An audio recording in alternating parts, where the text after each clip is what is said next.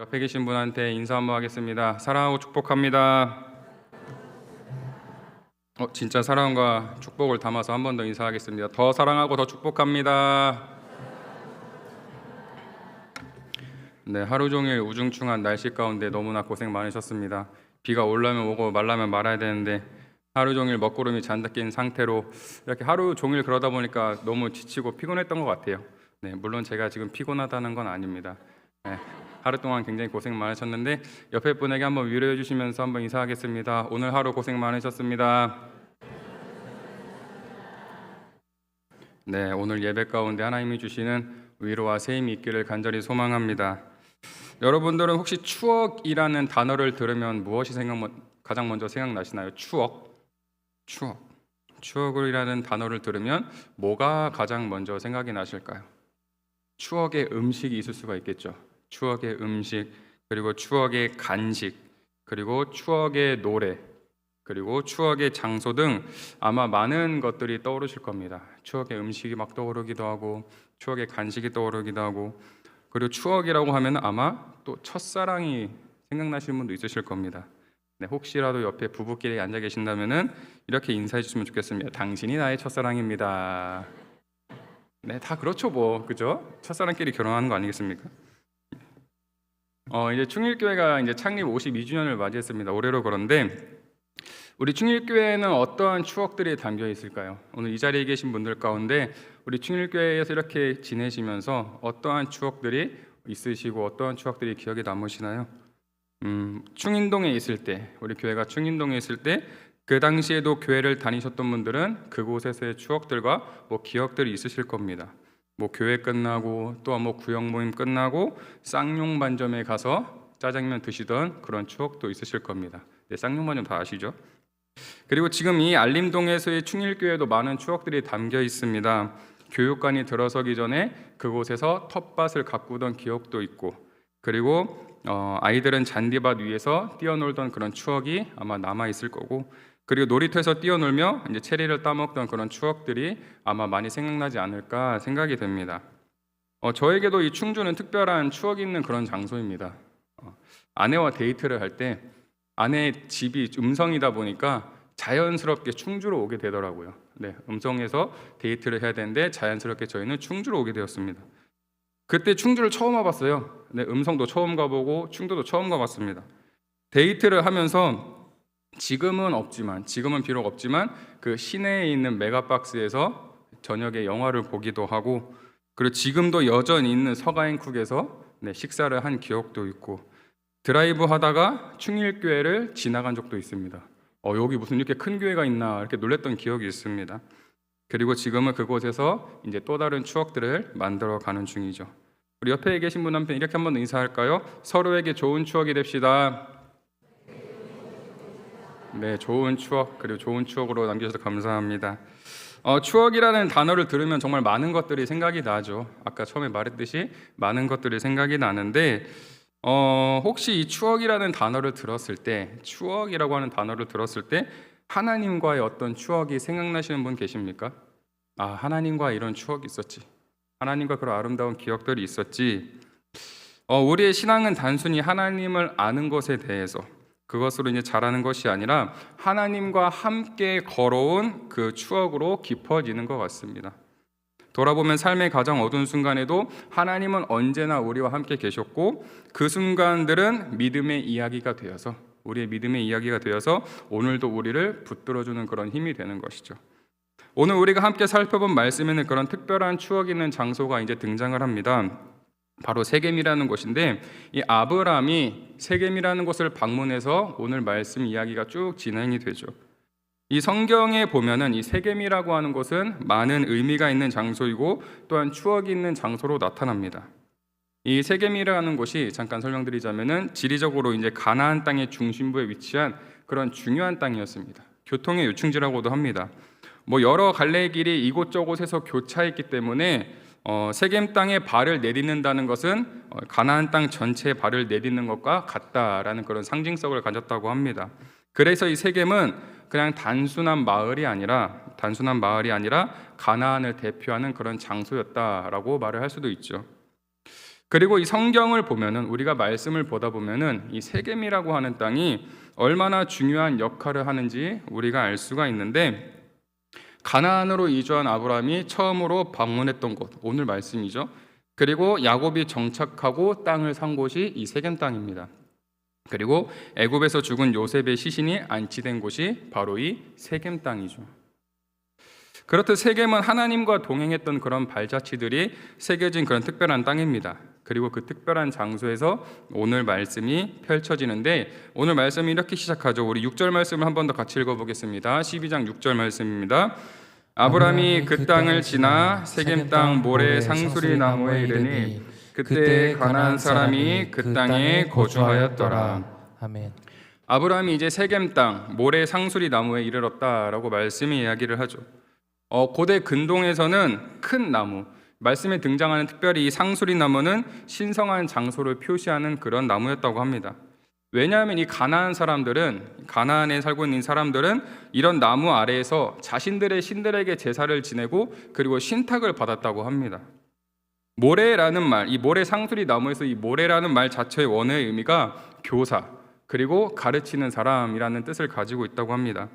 그래서 이 아브라함이 도착한 그 땅, 그 자리는 가나안 사람들이 우상에게 제사를 드리던 바로 그 장소였던 것이죠. 우상들에게 제사를 지내고 많은 것들이 진행되는 그런 장소였습니다. 세상이 우상을 향해 제사 드리는 그 땅에, 그 자리에 이제 하나님의 사람이 오늘 서게 된 것이죠. 그리고 아브라함이 세겜에 도착했을 당시의 상황을 보면은 말씀에 기록되어 있듯이 그때 가나안 사람이 그 땅에 거주하였다라고 말을 하고 있습니다. 이미 그 땅에 사람들이 거주를 하고 있었던 것이죠.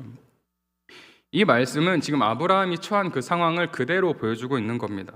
그 땅은 이미 가나안 사람들의 땅이었죠. 그 사람들이 살고 있던 그런 땅이었습니다.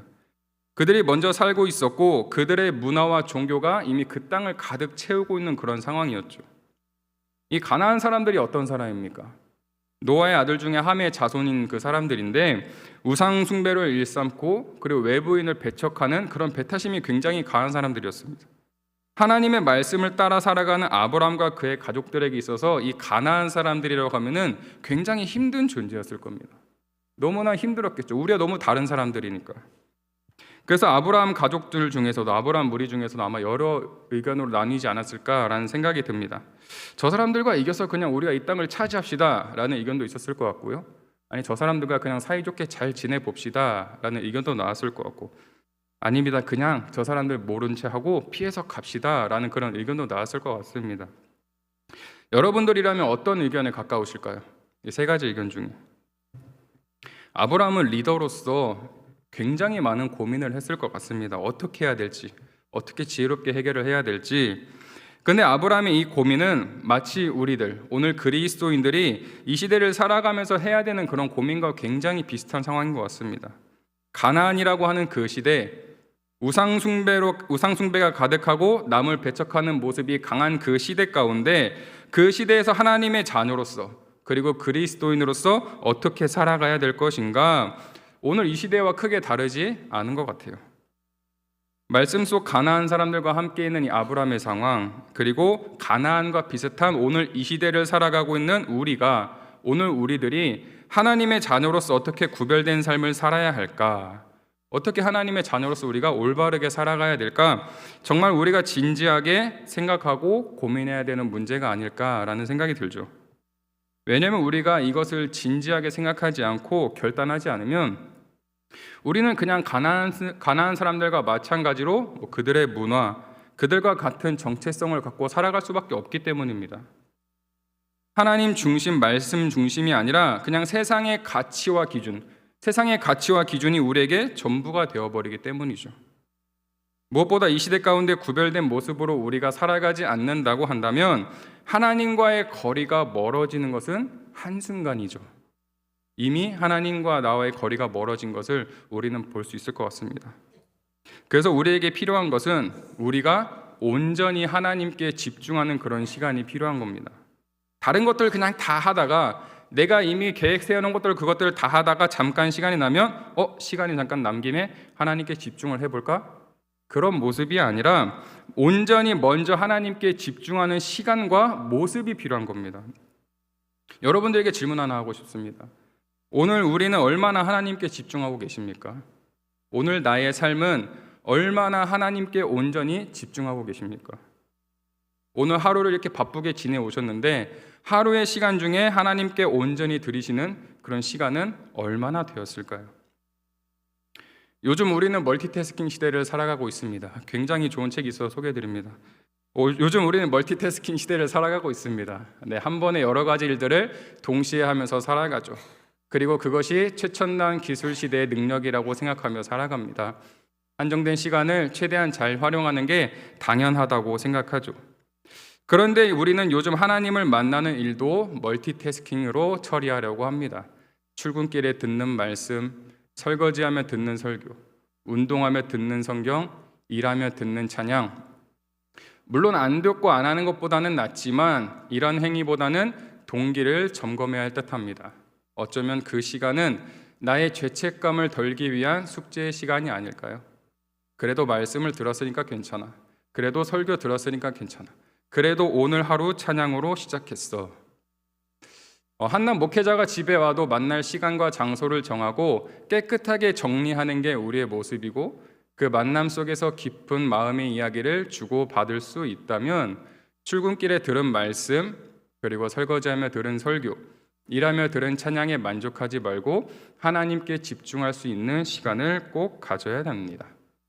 새벽이 아니더라도 잠시 멀티태스킹의 업무에서 벗어나 핸드폰을 내려놓고 하나님의 신방을 받고 나의 마음을 내려놓는 시간, 하나님께만 집중해서 시간을 온전히 드리고 몰입해야 되는 것이 우리의 모습이어야 되는 것이죠.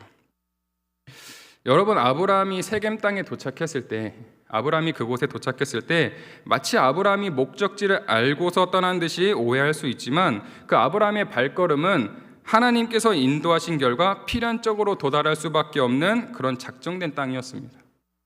하나님께만 집중하고 하나님 말씀에 순종하며 떠난 그 발걸음이고 하나님께서 그 발걸음을 인도하셨다는 것이죠. 멀티태스킹 신앙이 아니라 온전히 하나님께만 집중하고 주목하는 그 발걸음을 하나님께서도 분명히 주목하신다는 사실입니다. 우리 7절의 말씀을 한 번 더 같이 읽어보겠습니다. 12장 7절 말씀입니다. 여호와께서 아브라함에게 나타나 이르시되 내가 이 땅을 내 자손에게 주리라 하신지라. 자기에게 나타나신 여호와께 그가 그곳에서 제단을 쌓고. 우리가 이 말씀에서 주목해야 되는 것은 무엇이냐면은 하나님께서 아브라함을 찾아오셨다는 것이죠. 하나님께서 아브라함을 먼저 찾아오셨다는 겁니다. 아브라함이 가장 고민하고 또한 가장 낯설고 두려워하는 그 순간에 하나님께서 아브라함을 먼저 찾아오셨다는 겁니다.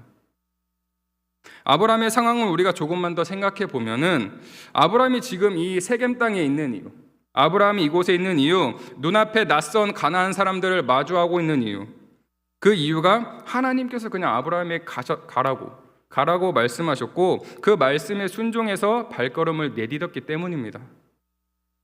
그래서 아브라함에게 있어서 그 길은 때로는 두렵기도 하고 때로는 외롭기도 했을 길이었을 겁니다. 그리고 중요한 건 무엇이냐면은 이 아브라함 스스로 힘들고 외롭고 괴롭다고 할지라도 이 문제는 가족들에게 쉽게 말할 수 없는 그런 문제들이었을 거예요. 왜냐하면 자신의 말을 온전히 듣고 이 아브라함의 말을 듣고 가족들 전부가 익숙한 곳에서 떠나 어디로 갈지도 모르는 곳으로 여행을 시작했기 때문이죠. 만약에 아브라함이 지금 자신의 힘든 어려움 속내를 이야기했다면 가족들 안에서 막 반발과 불평들이 나왔을 수도 있습니다. 그런 아브라함에게 하나님께서 찾아오셔서 다시 한번 약속을 확신시켜 주시는 겁니다. 가장 힘들고 우리가 가장 외롭고 지쳐 있을 때 찾아오셔서 하나님께서 말씀을 해주시는 거예요. 아브라함아, 내가 이 땅을 내 자손에게 주겠다. 두려워하지 말라. 내가 너와 함께하고 있다. 여러분, 아브라함에게 얼마나 큰 힘과 큰 위로가 되었을까요? 우리가 가장 힘들고 어려울 때, 내가 너무나 지쳐 있고 진짜 누군가에게 말할 수도 없는 그런 어두운 터널을 지나고 있을 때 내가 평소에 가장 존경하고 좋아하던 사람이 와서 위로해 준다면 얼마나 큰 힘이 되겠습니까? 얼마나 큰 위로가 될까요? 아마 인생의 터닝 포인트가 될 수 있을 정도의 큰 힘과 위로를 얻을 수도 있을 겁니다.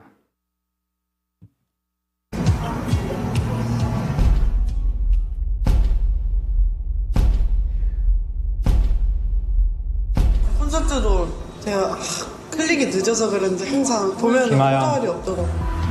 보면 김하영. 효과알이 없더라고. 이게 뭐예요? 이게 뭐예요? 안녕. 안녕하세요.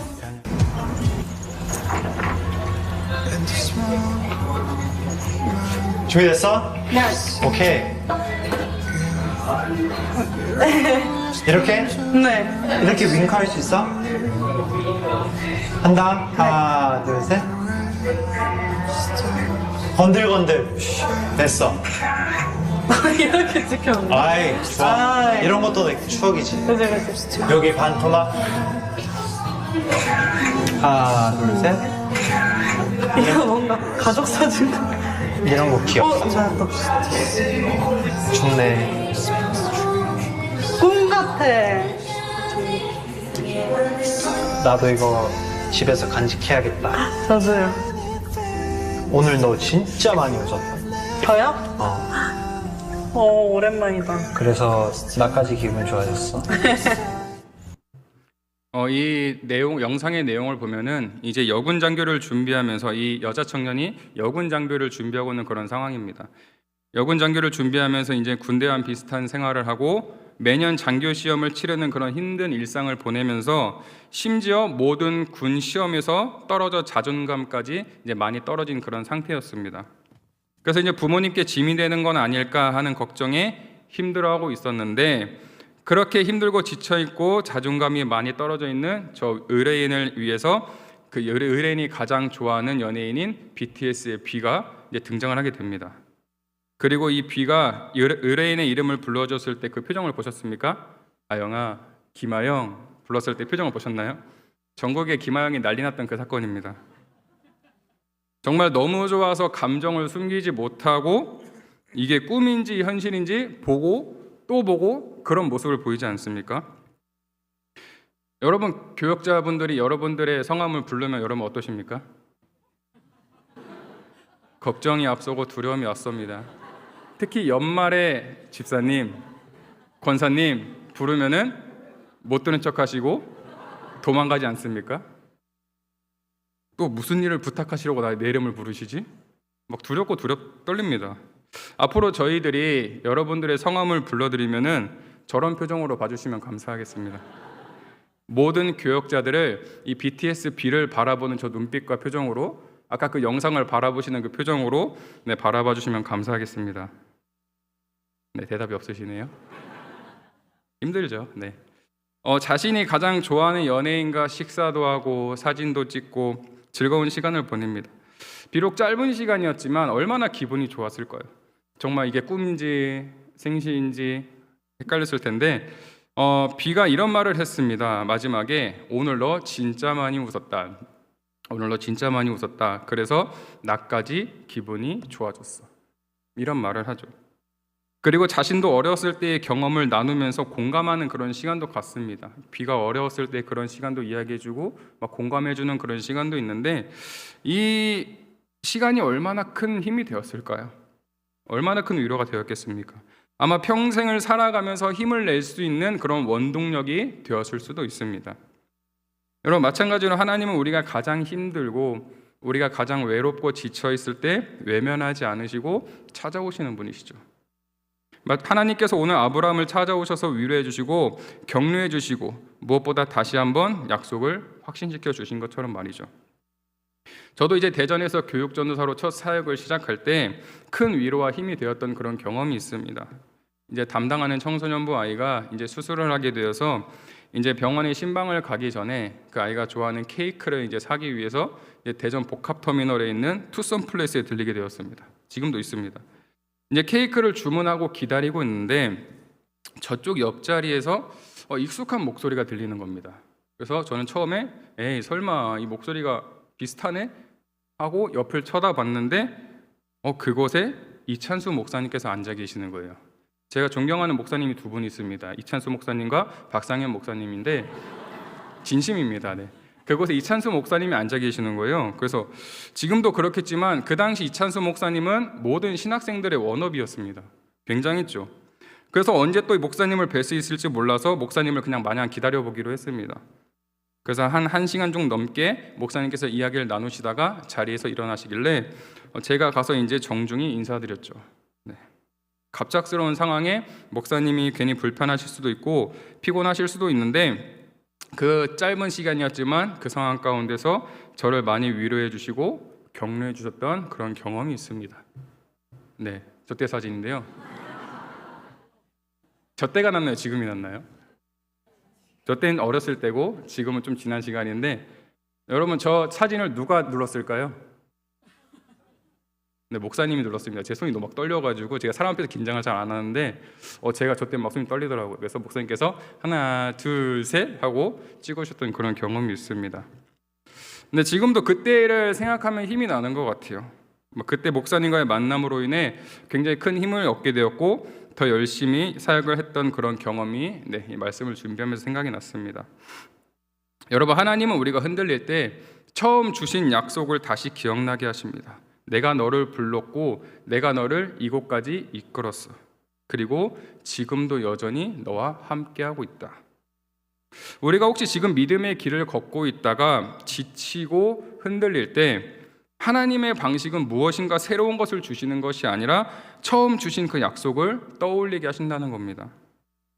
마찬가지로 이로 인해서 아브라함은 다시 한번 결단할 수 있었고 힘을 얻을 수 있었고 무엇보다 하나님을 향해 감사할 수 있었던 것 같습니다. 말씀에 나와 있듯이 그가 그곳에서 제단을 쌓았다라고 말을 하고 있죠. 이 제단을 쌓는 그 자리, 아브라함이 지금 제단을 쌓는 그 자리는 바로 가나안 사람들이 우상에게 제사를 드리던 모래 상수리 나무 근처였다는 거죠. 우상의 땅, 그리고 가나안 종교의 중심에서 아브라함은 하나님께 지금 제단을 쌓고 있는 겁니다. 여러분, 이 제단을 쌓는 것이 무슨 의미입니까? 어떤 의미죠? 제단을 쌓는다는 것은 예배를 드린다는 의미죠. 예배를 드린다는 것은 나는 하나님을 경외한다는 의미입니다. 나는 하나님의 사람이다 라는 당당한 선포가 되는 것이죠. 이 땅에 다른 신들이 있다고 하지만 나는 오직 하나님만을 섬기겠다. 그리고 어디로 가야 할지 모르는 나를 안전하게 이곳까지 인도해 주신 하나님께 감사의 표현으로 제단을 쌓는 것이죠. 아브라함은 가나안 사람들의 눈치를 보지 않았습니다. 사람들의 눈치를 보는 것이 아니라 하나님께서 보시기에 기뻐할 일을 지금 아브라함은 하고 있는 것이죠. 주변의 시선을 의식하지 않고 하나님 앞에서 자신이 누구인지를 분명하게 선포하고 있는 겁니다.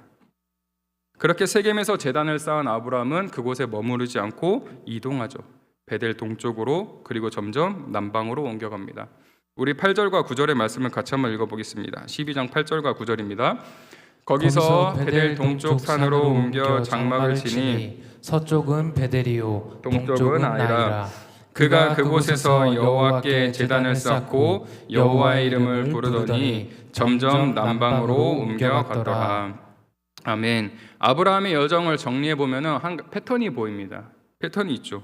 하란을 떠나 세겜에 도착해서 제단을 쌓고, 그리고 베델로 이동해서 두 번째 제단을 쌓고 그곳에서 하나님의 이름을 부릅니다.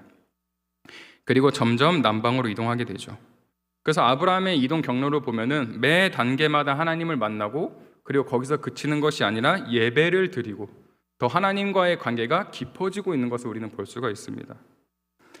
여러분, 우리의 신앙생활도 이와 비슷한 것 같습니다.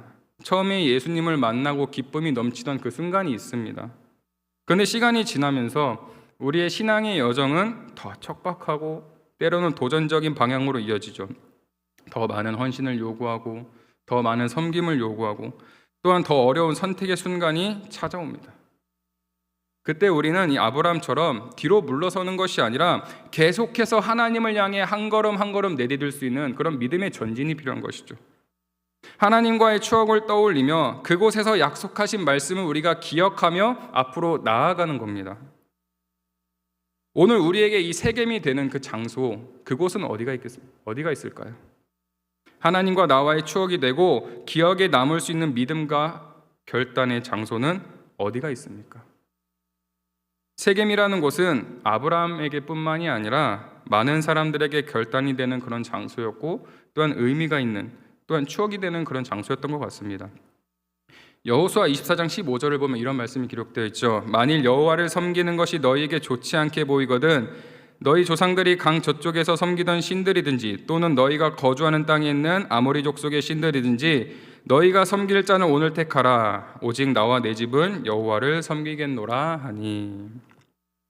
아브라함이 제단을 쌓았던 그곳, 그 세겜에서 여호수아는 지금 이스라엘 백성들을 불러 모으고 그 가운데서 여호수아가 도전을 하고 있는 겁니다. 오늘 너희는 하나님을 선택하든지 아니면 세상을 섬기든지 오늘 택하라는 거죠. 오직 나와 내 집은 하나님을 섬기겠다. 너희들은 오늘 결단하고 선택해라. 아브라함이 제단을 쌓음으로 결단을 선포했던 그 땅에서, 그곳에서 시간이 지난 후 이스라엘 민족이 다시 한번 하나님을 섬기겠다는 결단을 새롭게 한 것이죠. 어디에서요? 세겜 땅에서. 그리고 민수기 35장 15절을 보면은 이 6 성읍은 이스라엘 자손과 타국인과 이스라엘 중에 거류하는 자의 도피성이 되리니 부지 중에 살인한 모든 자가 그리로 도피할 수 있으리라. 하나님은 이스라엘 전 지역에 6개의 도피성을 세우셨습니다. 이스라엘 지도를 보면 동쪽에 3곳 그리고 서쪽에 3곳 이렇게 도피성이 있는데, 이 도피성은 실수로 살인한 사람들, 어떤 사람들입니까? 진짜로 의지할 곳이 없는 그런 사람들입니다. 그런 사람들이 피할 수 있는 최후의 보루가 이 도피성이었다는 것이죠. 무엇보다 하나님께서는 이스라엘 곳곳에 이 도피성을 만드셔서 이스라엘 어디서든지 너무 멀지 않게 가까운 곳에 도피성으로 도피할 수 있도록 예비해 두셨다는 겁니다. 의지할 곳 없는 사람들에게, 정말 뭐 하나 잡을 수 없는 그런 사람들에게 세겜은 도피처가 되어주신 하나님의 은혜였고 하나님께 더 가까이 나아갈 수 있는 그런 장소였습니다. 마지막으로 요한복음 4장 7절 말씀을 보면은 사마리아 여자 한 사람이 물을 기르러 왔음에 예수께서 물을 좀 달라 하시니, 예수님께서 한 여인을 우물가에서 만나게 됩니다. 사마리아 우물가에서 만나게 되시죠. 그 여인은 정말 말할 수 없는 그런 가정사가 있는 사람이었던 것 같습니다. 그리고 예수님께서 그 여인에게 말을 거시고 대화를 나누는 그 가운데, 예수님과 대화를 나누는 그 가운데 이 여인은 무가치한 자신의 인생에 있어서 가장 크고 놀라운 진리를, 가치를 발견하게 됩니다. 바로 예수 그리스도를 알게 된 것이죠. 사마리아 여인에게 이 세겜은 인생의 참된 진리이신 예수님을 만난 그런 장소가 됩니다. 여러분, 그렇다면 오늘 나와 하나님과의 세겜은 어떤 곳입니까? 오늘 나와 하나님과의 추억이 있는 그곳에서 오늘 나는 어떤 모습으로 서 있습니까? 오늘 본문은 비록 짧은 말씀이지만 그 이 안에 아브라함의 믿음의 여정이 담겨 압축되어 있습니다. 낯선 가나안 땅, 가나안 사람들로 가득한 세겜에서 아브라함은 위축되지 않고 숨은 것이 아니라 제단을 쌓았습니다. 그리고 하나님께서 찾아오셔서 약속을 확인해 주셨고 아브라함은 하나님께 예배로 다시 응답한 것이죠. 오늘 우리도 각자의 세겜에 서 있을 수 있습니다. 우상으로 가득한 이 시대 가운데, 하나님을 모르는 문화가 가득한 이 시대 가운데에서 하나님의 자녀로 살아가야 되는 우리들, 결코 쉬운 일은 아니죠. 너무나 어렵습니다. 아니, 나 혼자도 살아가기 힘든데 우리 자녀들 그리고 다음 세대들에게 올바른 신앙의 유산을 물려준다는 것 결코 쉬운 일이 아니기 때문이죠. 그러나 하나님은 오늘도 우리를 먼저 찾아오신다는 사실입니다. 그리고 말씀하시죠. 내가 항상 함께하고 있다. 내가 이 길을 이끌고 있으니까 결코 외롭게 두지 않을 거야. 그러니까 함께 걸어가자. 오늘 이 예배의 자리가 우리 모두의 하나님과 추억 가득한 세겜이 되기를 간절히 소망합니다. 특별히 교회학교에서 이제 여름 사역을 분주히 준비하고 있습니다. 영아부부터 청소년부 이르기까지 여름 사역을 준비하고 있는데, 이번 여름부터 우리 여름 사역 주제가 뭐죠? 네, 라이즈 업 서머라는 타이틀로 이제 진행이 됩니다. 이 라이즈 업 서머 가운데 충일교회의 다음 세대가, 우리 어린 자녀들이 하나님을 경험하고 하나님과 추억 가득한 시간이 될 수 있도록 우리가 함께 기도하면서 응원해 주시길 소망합니다. 우리 충일교회 다음 세대 아이들이 이 라이즈 업 서머를 통해서, 그 라이즈 업 서머를 통한 그 장소가 믿음의 세겜이 되기를 간절히 소망합니다. 마지막으로 우리 충일교회 공동체 가운데 도전합니다. 오늘 나와 하나님과의 세겜은 어떤 곳입니까? 오늘 우리의 세겜은 어떤 곳입니까? 우리의 인생 가운데 하나님과 함께하고 추억이 되는 많은 장소들이 있을 겁니다. 그리고 그 시작이 있어서 오늘 이 예배의 자리가, 오늘 이 충일교회가 하나님과 우리의 책임이 되는 그런 장소가 되기를 간절히 소망합니다. 하나님을 향한 믿음의 결단이 있는 장소, 변화가 있는 장소, 참된 쉼과 위로와 기쁨이 있는 장소, 무엇보다 하나님께로 더 가까이 나아갈 수 있는 장소. 여러분, 누군가와의 관계가 깊어진다는 것은 그만큼 함께한 시간이 많아진다는 뜻입니다. 하나님과의 관계도 마찬가지겠죠. 말씀 속에서, 그리고 기도의 자리에서, 때로는 광야 같은 인생길에서 하나님과 쌓아온 그 추억 하나하나가 우리의 신앙의 가장 큰 자산이 되는 것 같습니다. 사랑하는 우리 충일교회 모든 공동체가 하나님께로 더 가까이 나아가 하나님과 더 친밀해지고, 그리고 삶의 자리 가운데 기쁨과 감사가 넘치는 귀한 발걸음이 되기를 주님의 이름으로 축복합니다.